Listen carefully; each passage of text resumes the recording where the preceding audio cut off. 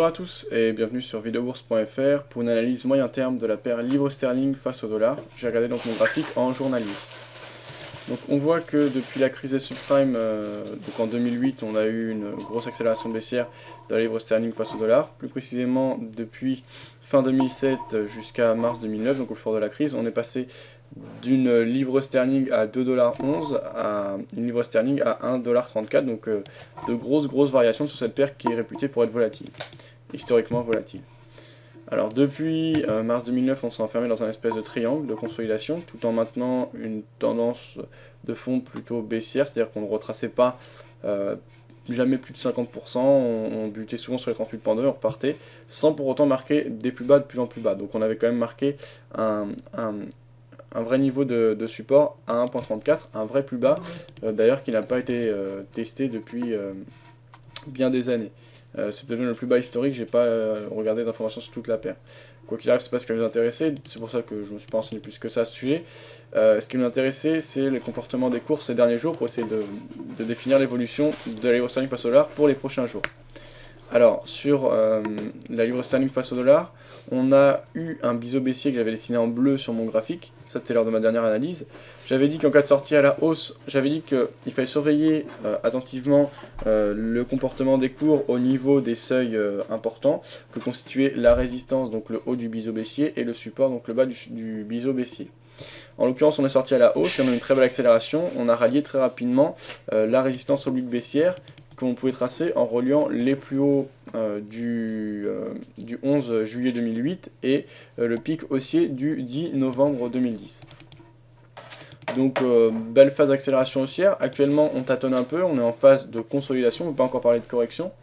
On a une autre résistance oblique au-dessus des niveaux actuels, c'est le haut du triangle qui se dessine depuis mars 2009 avec des premiers plus hauts qui ont été marqués le 5 août 2009, le second le 17 novembre 2009 et le troisième le 3 novembre 2010. Donc c'est une résistance qui a été touchée par 3 fois.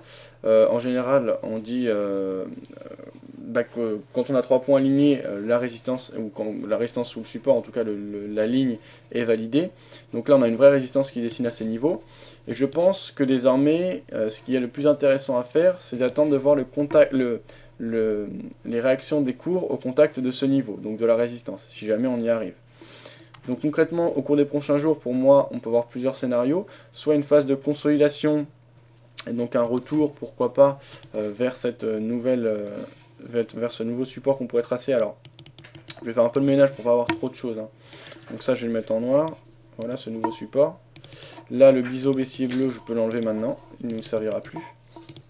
Donc on pourrait avoir un retour vers ce support oblique haussier, haussier, avant une accélération haussière qui nous permettrait de franchir à la hausse cette résistance, ou une accélération directe qui soulignerait une grosse force acheteuse, ça m'étonnerait quand même vu les réactions de ces derniers jours, mais pourquoi pas, et une cassure à la hausse du haut du triangle.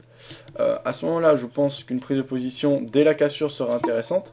Donc si on a l'occasion de rentrer, pourquoi pas prendre position par exemple aux alentours des 1.6157, donc à l'achat, pour parier sur un ralliement, comme indiquerait la théorie lorsqu'on étudie un triangle, des 1.7051 qui constituent la base et le premier pic haussier qui a constitué ce triangle.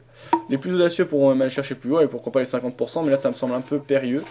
Donc l'idéal, voilà, le haut c'est à 1.7050 environ, pourquoi pas aller chercher 1.70 ou 1.6950, ça fait un très bel objectif, et en termes de ratio gain-perte, pour que ce soit cohérent, on peut placer quelque chose d'assez serré, par exemple un stop loss au-dessous du support oblique haussier. De plus, ce stop loss sera amené à évoluer à la hausse étant donné que c'est un support oblique haussier. Donc je pense que c'est un scénario assez intéressant.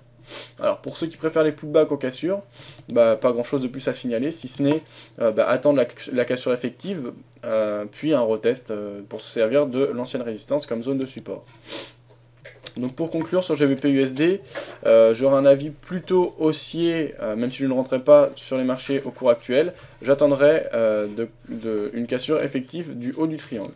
Alors si en revanche on a un rebond sur cette zone de résistance, je ne prendrai pas position, par exemple même si on a une englobante baissière au niveau de cette résistance oblique baissière, je ne prendrai pas position, j'attendrai éventuellement une cassure à la baisse du support oblique haussier qui est tracé en noir court terme.